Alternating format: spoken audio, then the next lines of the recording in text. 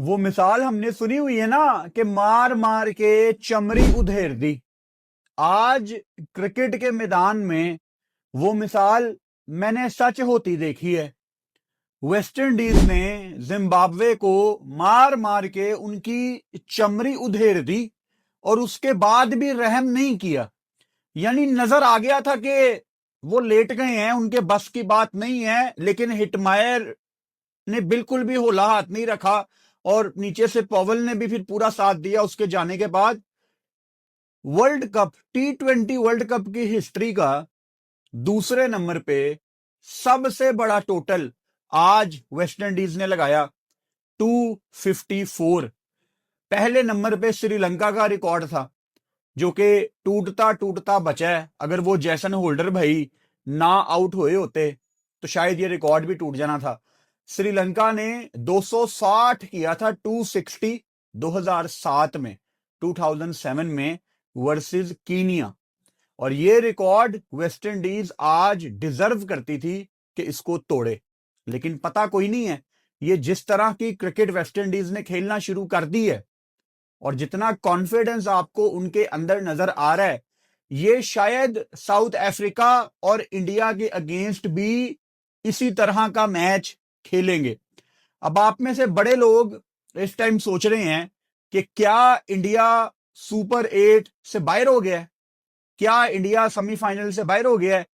आज इसका जवाब है नहीं, लेकिन नेट रन रेट की इतनी बड़ी बूस्ट वेस्ट इंडीज को मिलना आपको यह निशानदेही करता है कि साउथ अफ्रीका और वेस्ट इंडीज सेमीफाइनल की तरफ चल पड़े हैं। साउथ अफ्रीका अपने सारे गेम जीते, बस इंडिया ये दुआ करे। भाई साहब, इंडिया ने अपने लिए रास्ता खुद बड़ा मुश्किल किया है। मैं इस वीडियो में इंडिया ने क्या क्या गलतियां की उसकी बिल्कुल भी बात नहीं करूंगा, क्योंकि जिम्बाब्वे ने आज जो फंबल किए हैं वो यहां पे डिस्कस करना बहुत इंपॉर्टेंट है। सबसे पहले जिम्बाब्वे के कप्तान सिकंदर रजा, बहुत ज्यादा डिसअपॉइंट किया उन्होंने मुझे। क्योंकि देखो, हम ना T20 वर्ल्ड कप में एक मैचअप देख रहे हैं। अगर ऑपोजिशन के पास खब्बा है, लेफ्ट हैंडर बैटर, तो आपने सिर्फ चुप करके अपने उस ऑफ स्पिनर को बुलाना है और उस खब्बे के आगे उसको बॉलिंग करवानी है। अब सिकंदर रजा तो खुद कप्तान थे, आप समझ गए होंगे कि मेरा इशारा किस तरफ है।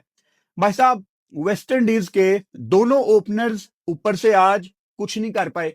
17 पे उनका पहला आउट होता है ब्रेंडन किंग और 54 पे शे होप आउट हो जाते हैं। अब हिटमायर खब्बा है। हिटमायर जब क्रीज पे आया है, अब मैं इंतजार कर रहा हूं कि सिकंदर रजा एज एन ऑफ स्पिनर अब आते हैं, अब आते हैं, अब आते हैं, लेकिन सिकंदर रजा नहीं आए। वहां पे हिटमायर हिटे लगाता रहा, वो सेट हो गया।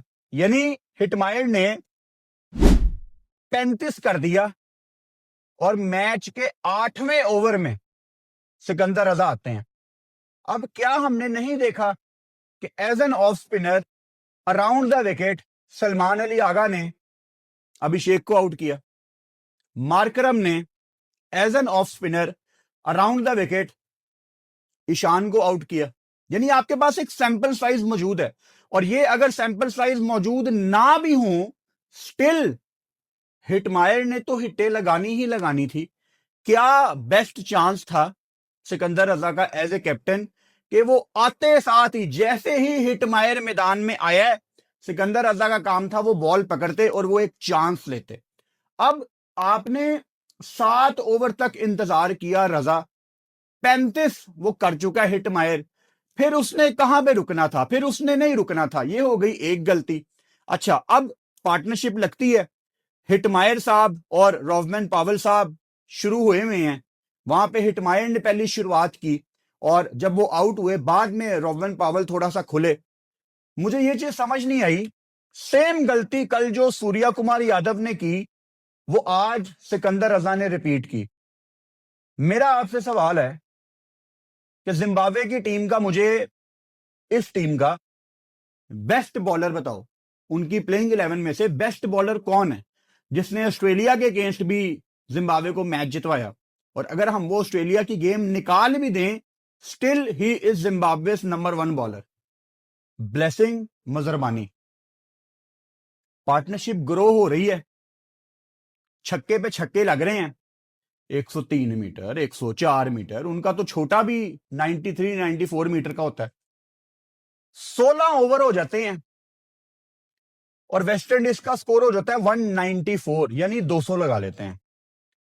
2 ओवर मजरबानी के बचा के रखे हैं, यानी मजरबानी को शुरू में रजा ने 2 ओवर कराए और मजरबानी ने सिर्फ 10 रन दिए। अब डेथ ओवर्स में मजरबानी को 2 ओवर के लिए बचा के रखा हुआ है। फॉर व्हाट भाई? सच ए बिग ब्लंडर। और ये वो गलती है जो मैं अक्सर कप्तानों को करते हुए देखता हूं। ये ब्रेंडन मैकलम करते होते थे 2015 में। उन्होंने ये दुनिया को सिखाया है जब वो न्यूजीलैंड के कप्तान थे। अगर ऊपर से उनके फास्ट बॉलर्स अच्छे ओवर कर रहे हैं, वो वहीं पे गेम को खत्म करने की तरफ जाते थे। ये जो सोच है ना कि आखिर में बॉलिंग कौन करेगा, ये थोड़ी बहुत एक नेगेटिव थॉट है, डिफेंसिव थॉट है। अच्छा, जब 16 ओवर्स में वेस्ट इंडीज का 194 था, उनके 3 आउट थे, 2 ओवर अभी ब्लेसिंग मजरबानी के रहते हैं, लेकिन 1 ओवर रिचर्ड एनगारवा का भी रहता था। वो भी उनका main left arm medium fast bowler है, उसको भी 3 ओवर में सिर्फ 27 रन पड़े थे। अच्छा, एक और गलती यहां पे मैं हाईलाइट कर देता हूं। ऊपर से रिचर्ड एनगारवा को इकट्ठे 3 ओवर करा दिए। पहला ओवर उसका कोई बहुत महंगा नहीं गया था, लेकिन डाउन द लेग साइड वो बॉलिंग कर रहा था, फाइन लेग अंदर थी, वो लकी था कि उसको कुटनी पड़ी। दूसरे ओवर में ही वॉज एक्सपेंसिव। तीसरा ओवर लगातार रिचर्ड एनगारवा को करवाना वॉज ए पुअर डिसीजन। यानी अगर जिम्बाब्वे को 255 का टारगेट मिला है तो उसमें बहुत बड़ा हाथ सिकंदर रजा की बुरी कप्तानी का है। अगर थोड़े से डिसीजन बेहतर होते तो शायद ये टारगेट इतना बड़ा ना होता। देखो, जब आप 255 चेज करने की तरफ जाते हो ना, मेंटली तौर पे आप मान चुके होते हो कि ये नहीं चेज हो सकता। इट्स नॉट अबाउट जिम्बाब्वे, ये कोई भी टीम हो, वो शायद मिड इनिंग्स में डीप इनसाइड उनको पता होता है कि यार ये शायद चेज नहीं होगा। फिर फील्डिंग की तरफ आ जाते हैं। अब इसके ना 2 पहलू हैं।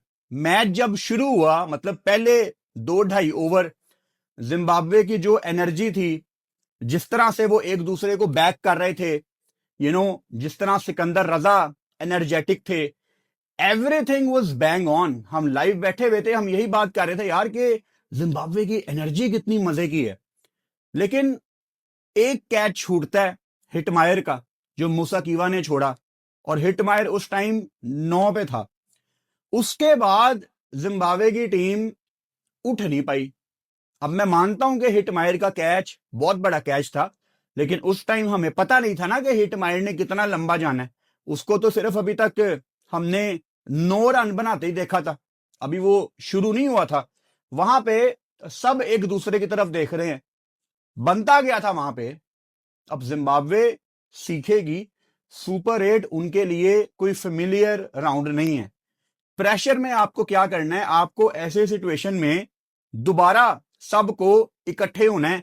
गेम स्लो होती है, इट्स ओके, एक दूसरे को बैक करना है कि मूसा कीवा कोई बात नहीं, फिर आएगा कैच, तगड़े होना है। वो जब विजुअल्स आते हैं ना बड़ी स्क्रीन पे कि कप्तान घूरी मार रहा है और फील्डर बहाने बना रहा है कि लाइट आ गई थी आगे, वो फिर पूरी टीम बैठ जाती है। वहां पे इन सबको एक दूसरे को बैक करना चाहिए था, और ये चीज बड़ी टीमें भी ये ट्रिक मिस करती हैं। उसके बाद मूसा कीवा ने दोबारा हिटमायर का कैच छोड़ दिया जब वो 70 पे था।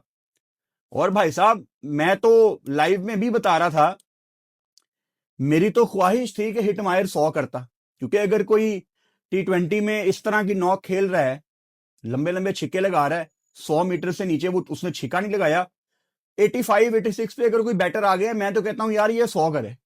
कोई भी है, वो किसी भी टीम से है, बस मैं 100 देखना चाहता हूं।